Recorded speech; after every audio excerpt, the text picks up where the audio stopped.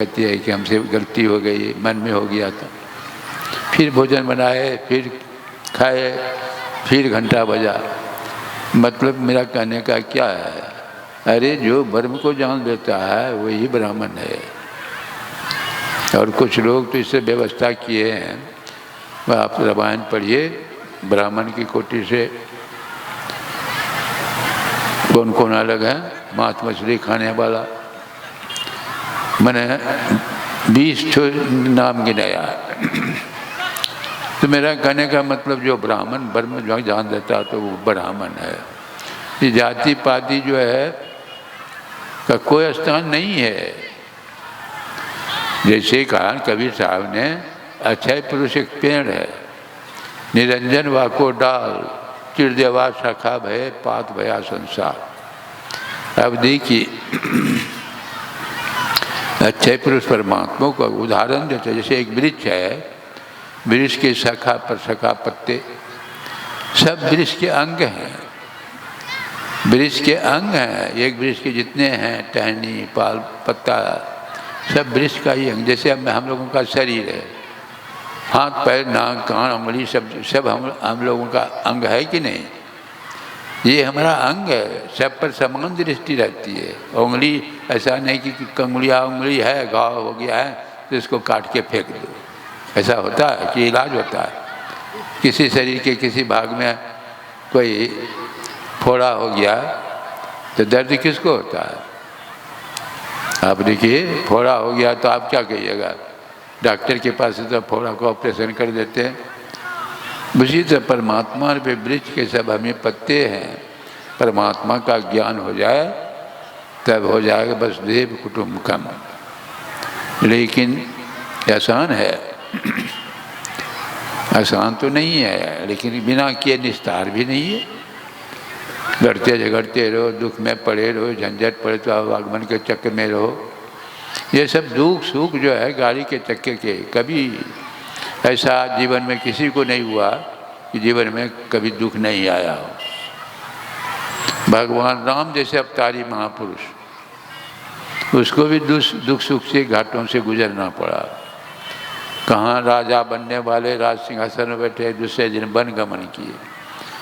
ने वन गमन जब किए तो लक्ष्मण और सीता साथ में, नहीं कोई जल पात्र, नहीं कोई बिछावन, पत्ते के सेज पर सोते थे।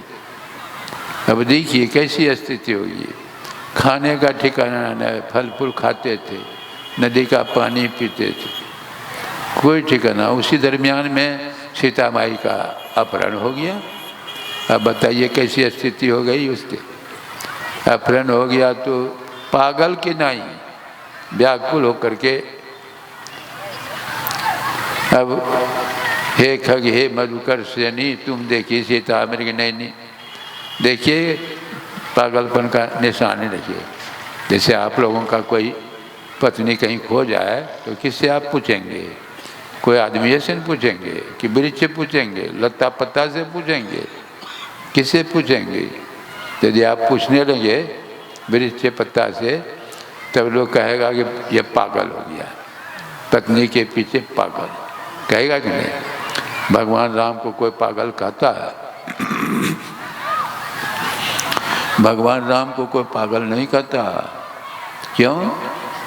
वह जानता है सिया राम मैं सब जग जानी, करऊँ प्रणाम जोड़ी जुग पानी। ये सारा संसार ब्रह्ममय है, चर अचर रूप हरि, सिया राम मय। इसलिए उनकी दृष्टि में फिरका प्रस्ती संप्रदाय की बात नहीं, विभिन्नता की बात नहीं, एकता। ये जितने हम यहाँ लोग बैठे हैं, ऊपर में विभिन्नताएं हैं, लेकिन आत्म रूप में कोई विभिन्नताएं नहीं है। चाहे पुरुष हो चाहे स्त्री हो, ऊपर से जैसे आप देखिए सोने का आभूषण होता है, मायदा जो पहनती है विभिन्न तरह का आभूषण, नाक में, कान में, पैर में, हाथ में, सोने का है। आकार कुछ बदलता है तो नाम बदलता है, आकार कुछ बदल गया तो नाम बदल गया। नाक में सोने का है तो क्या कहते हैं? बेसर कहते हैं, नहीं कभी कभी हम बेस हैं, कान में कर्णफूल, हाथ में चूड़िया, पैर में पायल, आकार प्रकार में बदल रहा है कि नहीं? लेकिन सोना के अलावा कुछ है? सोने के अलावा कुछ है बताइए? सोनो भी गहनो है, गहनो भी सोनो का। सोनो को जान लीजिए, गहनो बर्बाद कीजिए, आप आग में डाल दीजिए सब जेवर को, देखिएगा आकृति जो है खत्म, सोना रह जाता। उसी तरह जैसे ऊपर देख रहे हैं आकृति है, असल वह सोना आत्मा। आत्मज्ञान हो गया, आत्मज्ञान चाहे ब्रह्म ज्ञान। अरे जैसे जल से बर्फ बनता है,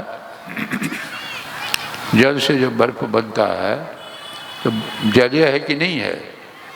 अंतर क्या है? एक तरल है, एक ठोस है, यही अंतर है। लेकिन जल ही, जल का ही रूपांतरित रूप है, लेकिन गुण रूप में अंतर हो जाता है। गुण रूप में अंतर कैसे होता है? जैसे वर्षा होगी तो उतनी क्षति नहीं होगी, लेकिन 1 किलो का बर्फ पड़ने लगे तब कितनी क्षति, कितने मरेंगे? तो जल, दोनों तो जल है। लेकिन उसी तरह कहते हैं संत महात्मा, ये संसार का ये जो लड़ाई झगड़ा जो होता है, कारण क्या है? मैं और तोड़ते माया, जब इसके नए जीव निकाया।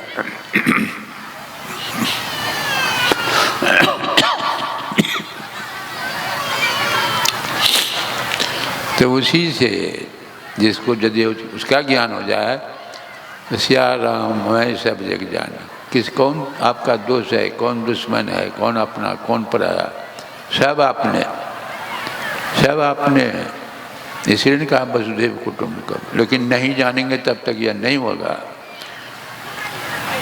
नहीं जानेंगे तब तक यह नहीं। उस एक को जानना, इसलिए एक से प्रेम करने के लिए बर्मादियों का विचार सुन रहे थे। एक से प्रेम करो, एक को जानो। दुनिया में कुछ भी जान लीजिए, संसार से प्रेम तो देखने करता। संसार का प्रेम कैसा है? बदलता रहता है कि नहीं? शादी हुई, धीरे धीरे बढ़ते बढ़ते सियाने हुए, बाल बच्चे हुए, पहले का प्रेम और इसका प्रेम देखिए घट रहा है कि नहीं घटता है? बदलता रहा। होते होते पति पत्नी में डाइवोर्स भी हो जाता। कौन सा प्रेम है ये? हम तो पेपर में पढ़े थे कि इंग्लैंड में एक लड़के ने दिन भर में 60 बार 60 लड़कियों के साथ शादी की है। कैसा शादी? मैंने जाते थे वहाँ शादी होती, कैसे जा रहे हैं, बातचीत हो गई, गिरजाघर में गए, एक दूसरे को माला पहना दिए, शादी हो गई। अब गिरजाघर से निकलते निकलते अनबन हुआ तो डाइवोर्स हो गया। देखिए ऐसे है, कौन शादी है बताइए? गुरु महाराज के समय की बात है, एक कनाडा से आए थे पति पत्नी दोनों।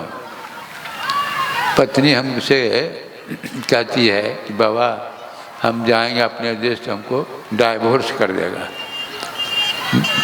का क्यों? कुछ अनबन हो गया, जरा सा अनबन डाइवोर्स, बुझे ना? तो वही हवा अपने देश में भी आ रही है कि नहीं? धीरे धीरे डाइवोर्स प्रथा।